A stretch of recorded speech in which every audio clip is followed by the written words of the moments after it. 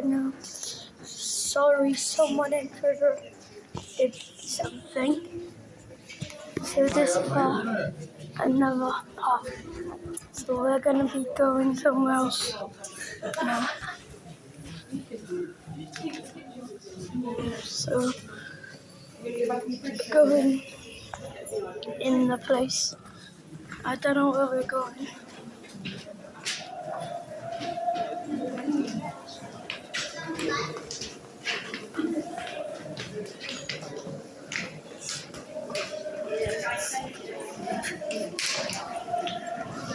So we're just walking down the stairs.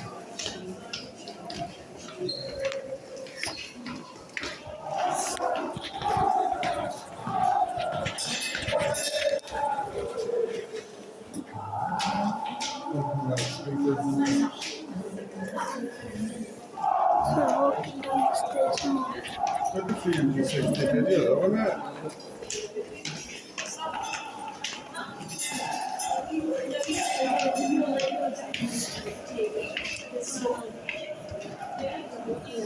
Have you got the ticket back?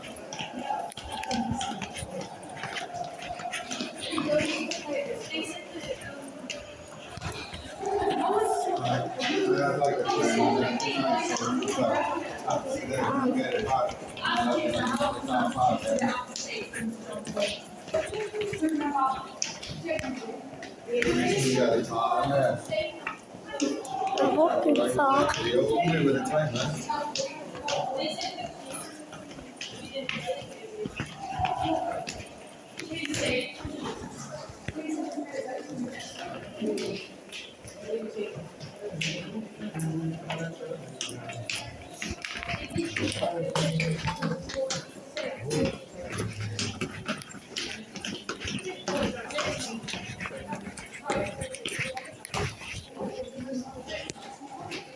I don't know where we're going.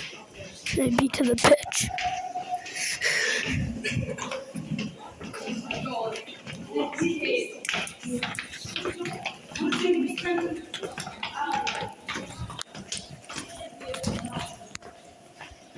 We might be going to the pitch. My foot hurts.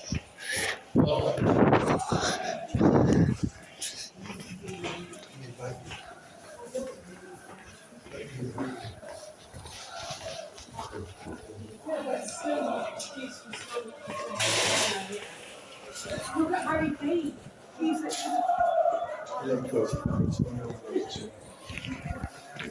I don't know where we're going. Everyone sorted for everybody here. Fantastic. Okay, folks. Thank you for your patience. Very quickly, this is where we celebrate the history and culture of Liverpool's women's team. We cherish our women's team and we encourage women and girls all over the city to play as much football as possible. Liverpool's women's team were the first professional women's team in England. We hope and pray that one day our women's team will be successful as the men's team. It will be difficult. The men's team has a 100-year head start, so they won't do it in my lifetime. But hopefully you'll make it in your lifetime. How successful has the men's team been? We don't have to walk very far for it. Just domestically, 20 league titles, 8 FA Cups, 10 League Cups. Bill Shankly, when he took over the club, said, the Liverpool Football Club exists to win trophies. Now I know what some of you might be thinking. Does every club exist to win trophies? Not in those days, they didn't. In those days, footballers had their wages capped at £20 a week. Can you imagine that? £20 a week. Directors and chairmen and owners of football clubs were making so much money through the turnstiles that they didn't care whether they won trophies or not. Didn't bother them. The Liverpool directors were asked in the mid-50s when we were in the second division, what about trophies? Why doesn't the lack of success bother you? And they replied by saying, our duty is to our shareholders. Those days are long gone.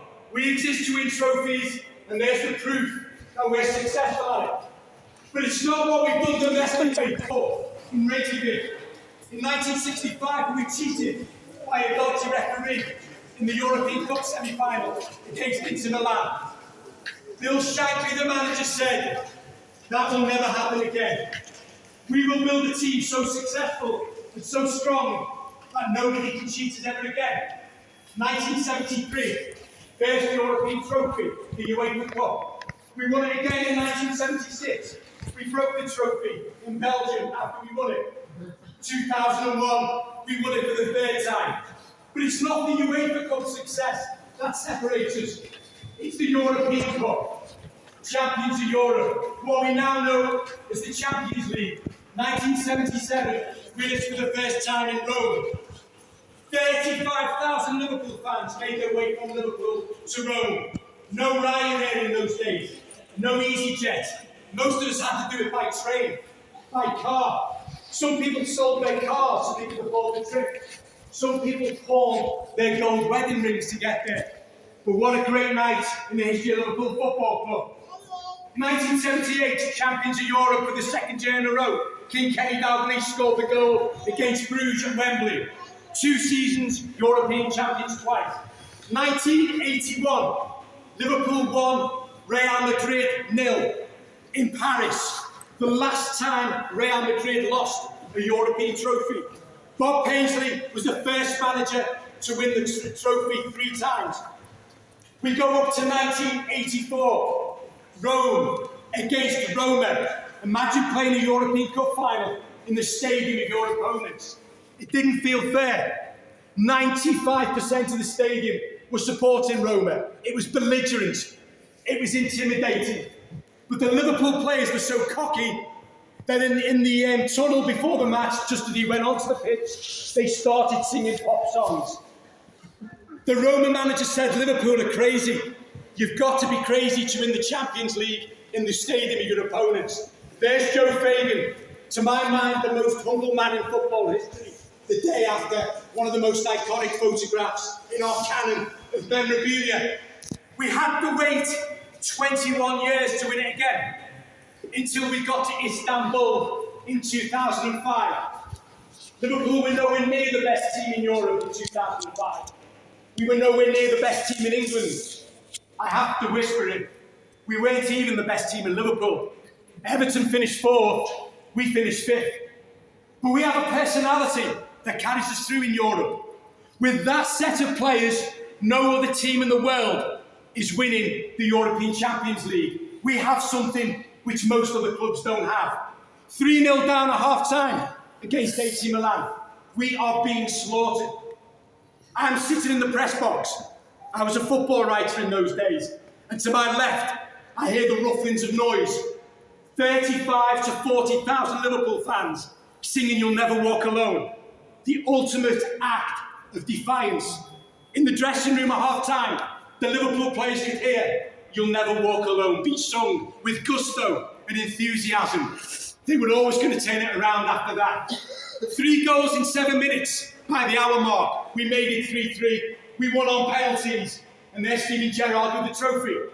We have a Manchester United fan here, don't we? I've just been talking to him. Hello, sir. You won that trophy in 1999. The exact trophy. That's the one we got to keep forever. UEFA said, because you've won it 5 times, you get to keep it. So you can come and see that trophy in our museum. And we offer that privilege to every other Manchester United fan.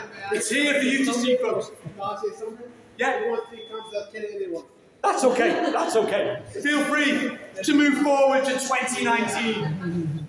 Liverpool, champions of Europe for the 6th time in Madrid. Liverpool 2, Tottenham 0 in Madrid. But many Liverpool fans believe we won that trophy in the semi-final when we beat Barcelona 4-0 in the second leg at Anfield.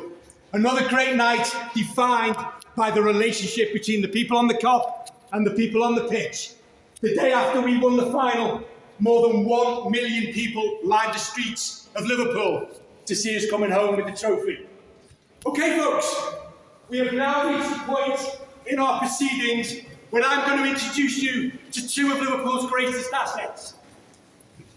The Premier League trophy and Tabitha. So anybody who wants your photograph taken, it's a package. You will have to pay. If you look behind you, the prices will pop up in a minute.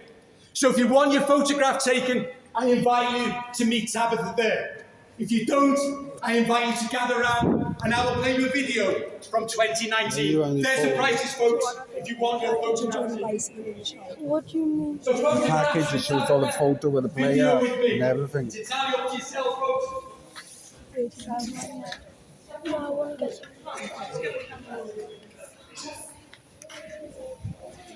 Okay, for those of you who are going to be gathering around me, I invite you to put your headphones in, and I'm going to play you another video from June the 1st, 2019. Here, this is where the spectators come before the match at a half time. From now, we're going to the part of the stadium only the players get to see, and top club officials, and of course, the VIPs who come on our tours. So I invite you this way, folks. I invite you to come this way. This is where it gets serious. Here we go.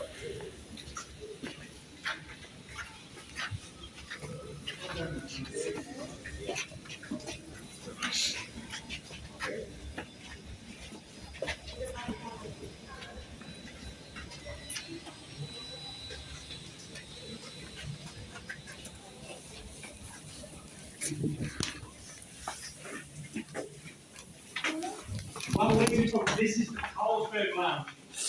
Unbelievably, this is the only part of the stadium that you cannot pay to get into. Even the boardroom and the poshest chairs next to the chairman of the club, you can actually pay to sit next to him. But here you can't. You have to be invited by Carlsberg, one of our oldest sponsors. They've been sponsoring us since 1992. Basically, what happens, they'll drink lots of beer and food before the match. They'll drink lots of beer at half time. Whether they get to see the second half, I do not know. Okay, folks, I invite you this way.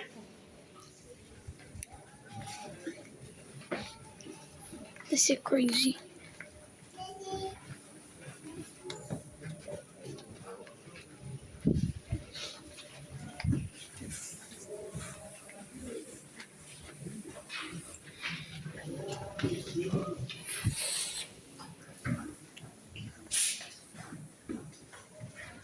I don't think we can read that, can we?